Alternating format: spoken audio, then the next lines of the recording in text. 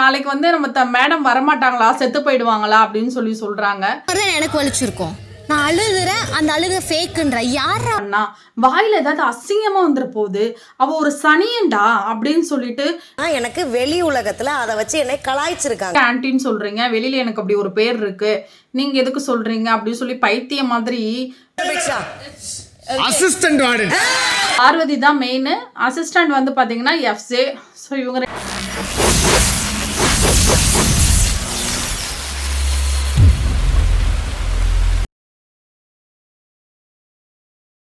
Hi வணக்கம் மக்களே, நிலா spark சேனலுக்கு தங்களை அன்போடு வரவேற்கிறேன். நான் உங்கள் நிலா. பிக் பாஸ் சீசன் 9ல் டே 51ல் என்ன நடந்துச்சுன்றது தான் பார்க்க போகிறோம். அதை எடுத்து இவங்க எப்படி வரக்கூடிய 50 நாளில் வந்து எப்படி இவங்க வந்து பார்ட்டிசிபேட் பண்ணுறாங்க, சுவாரஸ்யமாக கொடுக்குறாங்களா அப்படின்றது தான். ஸோ ஆரம்பிச்சிட்டாங்க. இதில் என்னென்னா, அங்கே டாஸ்க்கு போயிட்டு இருக்கப்பயே கம்ருதீனோட ஃப்ரெண்டு அப்போ தான் வந்து ரேஷன் கார்டு வாங்க வந்திருக்கியாடான்னு கேவலமாக கேள்வி கேட்டப்போ கூட வந்து அரோரா வந்து எங்கே நம்ம கூட இனி பேசாமல் போயிடுவானோன்னு ஓடி வந்து கையை கோத்துட்டு நிற்கிது. அப்போது நைட்டு பார்த்தீங்கன்னா திரும்ப பார்வதி கூட வந்து போயிட்டு, இல்லைடா எனக்கு உன் மேலே ஃபீலிங்ஸாக இருக்குது, நீ என் கூட பேசாமல் இருந்தல்ல, அப்போ தான் எனக்கும் ஃபீலிங்ஸ் வந்துச்சுன்னு சொல்லிட்டு 2 பேரும் ஷேர் பண்ணிகிட்டு இருக்காங்க. அதான் பண்ணுறா, என்னை வெறுப்பேற்றணுன்ட்டு தான் அவள் பண்ணுறா, நீயும். ஸோ அப்போ தான் தக் லைஃப் நம்மளுடைய பிக் பாஸ் கொடுக்குறாரு. என்ன பேசணும்னு சொல்லிங்களே கம்ருதீன், பேசலாமா அப்போ வித் பர்மிஷன் அப்படின்னு சொல்லி கேட்குற மாதிரி இருந்துச்சு. இதில் என்ன கேட்டால், அரோரான்றது ஒரு மிகப்பெரிய ஒரு விஷ பாட்டில், அது விஷ ஜந்து. அது ஆள் சொல்லுவாங்கல்ல, கல்லனை நம்பினாலும் நம்மளா குள்ளனை நம்பக்கூடாதுன்னு சொல்லுவாங்கல்ல, என்னடே அவன் இன்னும் திருந்தலமாமா அந்த மாதிரி ஆள். துஷாத்துன்னு ஒருத்தவனை உஷார் பண்ணும்பொழுது கம்ருதீன் ஒருத்தவன் தேவைப்படலை. ஸோ கம்ருதீன் அப்போ நான் ஒரு நல்ல ஃப்ரெண்டாக இருந்திருக்கான். அப்போ இது துஷாத்திட்ட சொல்லும்போது சொல்லுது, அவன்கிட்ட வந்து என்னை வந்து ஒரு ஃபீல் கொடுக்க பார்க்குறான் அப்படின்னு சொல்லி போய் கேவலமாக வந்து சொன்ன ஆள் தான் இது. அப்போது வந்து பேச வரும்போது கூட ரெஸ்ட் ரூமில் ஏதோ ஃபீல் பண்ணிகிட்டு இருக்கான்னு பேச வரும்போது கூட நான் கொஞ்ச நேரம் துஷாத்திட்ட பேசிக்கிறேன் அப்படின்னு சொல்லி, துஷாத்துக்கும் கம்ருதீனுக்கும் நிறைய பிரச்சனைகள் எபிசோடில் வரத்துக்கு காரணம் யாருன்னா இதுதான். ஆக்சுவலாக இது பண்ண பிரச்சனை தான். நிறைய அருமை வறுமைக்கு ஆபத்து வந்துடும் போல் இருக்கடா, ரொம்ப கவனமா டீல் பண்ணி ஆட்டத்தை கலைச்சிடுறாசா. ஸோ நிறைய ப்ராப்ளம் காரணமாக இருந்துச்சு. அப்போல்லாம் வந்து கம்ருதீன் தெரியல தான் சொல்லுவாங்க, மத்தளத்துக்கு 2 பக்கமும் அடின்ற மாதிரி. இந்த கம்ருதீனுக்கு ஒரு அறிவே இருக்காது. துஷாத் இருந்தவரெல்லாம் தான் தேவைப்படலை, இப்போ வந்து ஓடி வந்து ஒட்டுணி மாதிரி ஒட்டிக்கிறாளேன்னு ஒரு அறிவு இருக்கணும். சரி, அதுதான் அப்படி இருக்குன்னா, ஸ்டார்டிங்கில் வந்து கம்ருதீன் வந்து சீரியஸ்லி ஒரு இன்னசென்ட் ஃபெலோ தான், ரொம்ப நல்ல பையன் தான் ஆக்சுவலாக. அப்புறம் வச்சான் இங்கே வந்து ஏதோ பேச வரும்பொழுது, அண்ணா அவன் வந்து லவ் கண்டென்ட் கொடுக்க பார்க்குறான் என்கிட்ட அப்படின்னு சொல்லி திவாகர்கிட்ட ஷேர் பண்ணிவிட்டு, நான் அண்ணே அப்படின்னு சொல்லிட்டேன் அப்படின்னு சொன்னிச்சு. அப்புறம் ஒரு கட்டத்தில் வந்து என்னை வந்து பேட் டச்சாக இருக்குது அவன் பண்ணுற டச் எல்லாம் அப்படின்னு சொன்னிச்சு. இதெல்லாம் வந்து ஜெயிலையோ ஒட்டி உறவாடும் பொழுதெல்லாம் இதுக்கு பேட் டச்லாம் தெரியல, தேவைப்படும் போது இதுவும் யூஸ் அண்ட் த்ரோ மாதிரி அவனை யூஸ் பண்ண தான் நிற்கிது ஆக்சுவலாக.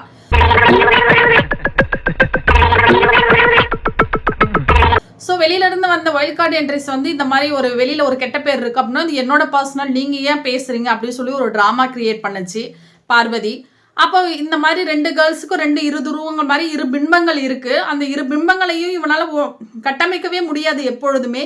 அது வந்து புரிஞ்சுக்கணும், நல்லது எது கெட்டது எது, எது வேணும் எது வேண்டான்னு முடிவு பண்ணுறது நம்மள தான் இருக்கணும். ஸோ இவ்வளோ பெரிய ஆப்பர்ச்சுனிட்டி கிடச்சிருக்கு, நம்ம வந்திருக்கோம், நம்ம ஃப்ரெண்டு வேற ரேஷன் கார்டு வாங்க வந்தியான்னு கேட்குறான் அப்படின்னு சொல்லும்போது, முந்தின நாள் நைட் வந்து அப்படி ஒட்டி உறவாடி உட்காந்துருந்த பையன் அடுத்த நாள் காலைல வந்து நான் யோசிக்கிறேன், இது எனக்கு தேவையா, என் ஃப்ரெண்டு சொன்ன மாதிரி தான் நான் நடந்துக்கிறேன் போகிறேன் அப்படிங்கும்போது, இங்கே பாரு நம்ம 2 பேரும் ஒரு ஃபீல்டில் இருக்கும் பொழுது நம்மளை நோக்கி நிறைய கற்கள் வீச தான் செய்யும், அதை கடந்து தான் நம்ம வரணும் அப்படின்னு சொல்லி அந்த அம்மா வந்து அட்வைஸ் பண்ணுறாங்க பார்வதி. 1000 கற்கள் வீசுவாங்க. ஸோ அப்போ வந்து அமித்தும் வினோத்தும் அவனுக்கு வந்து இந்த மாதிரி தோணுதுன்னா அவனோட பிளேவை விளையாட விட்டுரு, அட்வைஸ் பண்ணி விட்டுரு அப்படின்னா, இல்லை நான் விட்டுட்டேன், அட்வைஸ் பண்ணி நீ உன்னோட பொழப்ப பாரு அப்படின்னு நான் சொல்லிட்டேன் அப்படின்னு சொல்லி பாரு சொல்கிறாங்க. இந்த அட்வைஸை வந்து அரோராட்டையும் சொல்லியிருந்திருக்கலாம், ஏன்னா அவங்களோட ஃப்ரெண்டு தானே, அவங்க சொல்லியிருந்திருக்கலாம். ஸோ அரோரான்றவங்க வந்து ஒரு கேவலமான விஷ ஜந்துன்னு தான் சொல்லணும். அதோட இது வரலும் ஒரு பொம்பளை கூட வந்து பேசியோ இல்லை பழகியோ இல்லை ஒட்டி உரசி உறவாடியோ பார்த்ததே கிடையாது. இது என்ன மாதிரியான பொண்ணுன்னே தெரியல. உனக்கு பிடிச்சிருக்குன்னா நீ பழகு, பட் அவங்களுக்கு உண்மையாரு, அவங்களுக்கு அவங்களோட நலனில் நீ அக்கறை கொள்ளு. உனக்கு பார்வதி மேலே இன்ட்ரெஸ்ட் இருக்காடா, ஒன்றும் பிரச்சனை இல்லை, நீ போ பேசு அப்படின்னு சொல்லணும். அவங்க வந்து ஒரு ஃபீல் இருக்குன்னு வெளிப்படையாக சொல்லும் பொழுது அவங்க உசுப்பேத்துற மாதிரி பண்ணி வீக்கெண்டில் கூட பார்த்தீங்கன்னா அது என்ன சொல்லுதுன்னா, ஏய் இந்த மாதிரிடா அவள் காலில் போய் நான் விழுந்து கெஞ்சினேன்டா அந்த குறியீடு விஷயத்துல, அவ்வளோ சீப்பாக பிஹேவ் பண்ணா, வாயில ஏதாவது அசிங்கமா வந்துட போகுது, அவ ஒரு சனியன்டா அப்படின்னு சொல்லிட்டு தான் எனக்கு வலிச்சிருக்கோம். நான் அழுகுறேன், அந்த அழுக ஃபேக்குன்ற யாரா? பொண்ணை பக்கத்துனா பொறுக்கிய பத்து விட்டுருக்காங்க. நீ போ நீ பேசு அப்படின்னு சொன்னா அவன் ஃப்ரெண்டா பழகுறவன் உன்னை இப்படிலாம் பண்ணியிருக்கான்னு சொல்லும்பொழுது அவன் போவானா? ஆனா அதையும் கடந்து தான் நிறைய டைம் போய் போட்டு பேச ட்ரை பண்ணும்பொழுது இல்லை உன் ஃப்ரெண்டு இருக்கும்பொழுது வா அப்படின்னு சொல்லி பார்வதி அவாய்ட் பண்றாங்க. ஸோ இவங்க 2 பேரும் இவரை வச்சு ப்ளே பண்றாங்கன்றது இவருக்கு எப்பதான் தெரிய போகுதுன்னு சொல்ல ஒரு க்ளூவும் வந்து ஃப்ரெண்டு கொடுத்ததுக்கு அப்புறமேலும் நான் இப்படி தான் பண்ணுவேன்னா இதை சொல்றதுக்கு எதுவுமே இல்லை, பேசுறதுக்கு எதுவுமே இல்லை. பட் இவங்களுக்கு வினோத் அமீர் அட்வைஸ் பண்ற மாதிரி அரோராவுக்கும் கண்டிப்பா அட்வைஸ் பண்ணணும். ஏன்னா இவளை விட அவ பயங்கரமான ஒரு விஷ பாட்டில். பேலன்ஸ் பண்ணி கஷ்டப்படுறதே வேண்டான்ற அவ கூட இரு. நான் இருக்கிற ஊர்ல மாமியார் மருமக இவ்வளவு ஒத்துமையா இருக்கக்கூடாது, பிரிச்சே தீரணும். அடுத்த நாள் காலைல வந்து வியானாவும் எஃப்சே இது ஒரு ட்ராக்ல போயிட்டு இருக்கு. எஃப்சேவோட வரலாறு என்ன, அவன் யாரு, என்ன பண்ணியிருக்கான் அந்த வீட்டுக்கு வந்து, ஆதிரின்ற ஒரு பொண்ணோட வாழ்க்கையிலே விளையாண்டுருக்கான். அதை சீக்கிரமா நல்ல பிளேயரா நல்லா பர்ஃபார்ம் பண்ணக்கூடிய பிளேயரா வெளில அமைச்சிருக்கான். இதெல்லாம் கூடயே இருந்த பார்த்த வியானா இப்ப கண்டென்ட் கொடுக்க தெரியுது. அறிவு இருக்குமா இல்லை என்ன மைண்ட் செட்டு, என்ன மென்டாலிட்டி, இதை வச்சு பட வாய்ப்பு வாங்க முடியுமா? அந்த மாதிரி லவ் கண்டென்ட் கொடுத்தவங்களாம் உருப்பிட்டு இருக்காங்களா வெளியில? வெந்தது வேகாது, பெட்டி கடையில கடன் சொன்னது, பீடியை கிள்ளி குடிச்சது, சந்த கடையில கருப்பி திருட்டு கொண்டது, இந்த மொத்த கோபம் இதெல்லாம் தெரிஞ்சிருந்தா இந்த மாதிரி பண்ண மாட்டாங்க. அவன் ஃப்ரெண்டு வந்து கழுவி ஊத்துற மாதிரி உன்னுடைய ஓவர்லோட் கியூட்னஸ்லாம் கொஞ்சம் கம்மி பண்ணு அப்படின்னு சொல்லி கேவலமாக கழுவி ஊற்றுனதுக்கு அப்புறமேலும் இங்கே மேக்கப் பண்ணிட்டு உட்காந்துருக்கிறது, ப்ளஸ் எஃப்சைட்டை கடலை போட்டு உட்காந்துருக்கிறது, இதை மட்டும் தான் பண்ணிட்டு இருக்கு. சுபிக்ஷாவும் நானும் ரொம்ப க்ளோஸான ஃப்ரெண்டு. ஆனால் அவள் வந்து ஓகே நீ உன் பிளேவை பண்ண அப்படின்னு சொல்லிட்டு போயிட்டா. உன்னை சுத்தமாக பிடிக்காது, ஆனால் இப்போ ஒரு மாதிரி உன் கூட இருந்தால் நல்லா இருக்கு, ஃபீல் ஆகுது அப்படின்னு சொல்லி காலையிலேயே உட்காந்து கடலை போட்டுட்டு உட்காந்துருக்கு வியானா. அடுத்து நம்ம எல்லாரும் ஆவலோட எதிர்பார்த்துட்டு இருந்த ஸ்கூல் டாஸ்க் வந்து ஆரம்பிச்சிருச்சு. ரெசிடென்ஷியல் ஸ்கூலு, உண்டு உறைவிட பள்ளி தான். ஸோ இதுக்கு பிரின்ஸிபல் வந்து பிரஜின், ப்ளஸ் மாரல் சயின்ஸும் அவர் தான் இருக்கிறாரு. தமிழம்மா வந்து கனி, அதுக்கப்புறம் வந்து கிச்சனில் வார்டன் வந்து பார்த்திங்கன்னா பார்வதி தான் மெயின், அசிஸ்டன்ட் வந்து பார்த்திங்கன்னா எஃப்சே. ஸோ இவங்க அசிஸ்டன்ட் வார்டன் பைத்தியமாயவே ரொம்ப நேரம் நல்லா பேசிக்கிட்டாரையா. இரு துருவங்கள் மாதிரி 2 பேருக்கு 7ஆம் பொருத்தம் பயங்கரமா இருக்க பொழுது சம்பவம் இருக்கு இந்த வாரம் வந்து வீக்லி டாஸ்க்ல. அதுக்கப்புறம் சார் வந்து பார்த்தீங்கன்னா அமித். ஸோ அவங்கவுங்களுக்கு கெட்டப்பு ட்ரெஸ் எல்லாம் செம்ம பக்காவாக சூப்பராக இருந்துச்சு. இதில் பார்த்தீங்கன்னா ஃபஸ்ட்டு கிளாஸ் வந்து கனியோடது. கனி வந்து கிளாஸுக்கு போகிறாங்க. அப்போ அங்கே போயிட்டு ஒரு குரல் சொல்கிறாங்க. காலையில் எழுந்திரிச்சு ஒரு தடவை திருப்பு கூட பாடினீங்கன்னா வாயிலிருந்து மூக்கு கண்ணு காது வரைக்கும் மணக்கு போடா. புறம் கூறி பொய்த்துயிர் வாழுதலின் சாதல் அறம் கூற்று ஆக்கத்தரும் அப்படின்னு சொல்லி ஒரு புறம் கூறாமை என்ற அதிகாரத்திலேருந்து ஒரு திருக்குறள் சொல்லி பொய்யா சொல்லி உயிர் வாழ்றதை விட நீ செத்துரு உயிரோட. அதாவது அதுக்கு என்ன மீனிங் அப்படின்னா, பிறர் இல்லாத போது அவரை பற்றி புறம் கூறி, அதாவது புறம் பேசுதல், பின்னாடி பேசுதலை விட நீ செத்து போயிடு, அதுவே நல்லது அப்படின்றது தான் இதோட பொருளோட அதிகாரத்தோட மீனிங், குறளோட மீனிங்கு.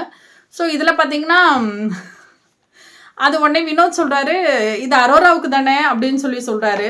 உடனே அதுக்கு அரோரா சொல்கிறாங்க அப்போ நாளைக்கு வந்து நம்ம மேடம் வரமாட்டாங்களா, செத்து போயிடுவாங்களா அப்படின்னு சொல்லி சொல்கிறாங்க. நாளைக்கு மேம் வரமாட்டாங்களா? ஸோ இந்த மாதிரி அது கொஞ்சம் ரொம்ப இன்ட்ரெஸ்டிங்காக போச்சு சீரியஸாகவே. பட் இதுலேருந்து என்ன இன்னைக்கு எதுவுமே ரொம்ப பயங்கரமாக வாவ் அப்படின்னு சொல்லிக்கிற மாதிரிலாம் எதுவும் இல்லை, ஓகேவாக இருந்துச்சு. இதில் வந்து என்ன சொல்லியிருக்காங்கன்னா +1 +2 ஸ்டூடெண்ட்டும் போது கொஞ்சம் மெச்சூர்டாக பிஹேவ் பண்ணுங்கன்னு சொன்னாங்க. ஆனால் நேற்று வந்து எல்லாருமே ஃப்ரெண்ட்ஸு ஃபேமிலி மெம்பர்ஸ் எல்லாமே கொஞ்சம் இண்டிவிஜுவலாக ப்ளே பண்ணு, கொஞ்சம் தனியாக விளையாடு, இன்னொன்று ரொம்ப இன்ட்ரெஸ்டிங்காக சுவாரஸ்யமாக விளையாடு, இது ஒரு நல்ல ஆப்பர்ச்சுனிட்டின்னு சொன்னதுனால எல்லாரும் ஆளாளுக்கு வந்து ப்ரெசன்ட் பண்ணுறதுக்காகவும் கண்டென்ட் கொடுக்கறதுக்கு ரெடியாக இருக்கிற மாதிரி தான் இருந்துச்சு. ஒன்றும் பயங்கரமான ஒரு இதெல்லாம் இல்லை. அப்போது இவங்க சாண்ட்ரா போய் ஒளிஞ்சு விளையாடுறாங்க. அது நான் ரொம்ப இன்ட்ரெஸ்டிங்காக சூப்பராக இருந்துச்சு. ஆக்சுவலாக சாண்ட்ரா ப்ளே பண்ணது நல்லா இருந்துச்சு. ஸ்கூல்லே எனக்கு பிடிக்கல, நான் அந்த ஸ்கூல்லே இருந்திருப்பேன். வார்டன் தான் குக்கிங்லாம் பண்ணணும். அப்போ வந்து குக்கிங் ஏதோ பண்ணிக்கிட்டு இருக்கும்பொழுது சாண்ட்ரா வந்து வசந்தி ஆண்டி அப்படின்னு சொன்னோன்னே எதுக்கு அவங்க பர்சனலாக எடுத்துகிட்டு கேரக்டர் விட்டு வெளியில் வந்து எதுக்கு ஆன்ட்டின்னு சொல்கிறீங்க, வெளியில் எனக்கு அப்படி ஒரு பேர் இருக்குது, நீங்கள் எதுக்கு சொல்கிறீங்க அப்படின்னு சொல்லி பைத்திய மாதிரி எனக்கு வெளி உலகத்துல அதை வச்சு என்னை கலாய்ச்சிருக்காங்க.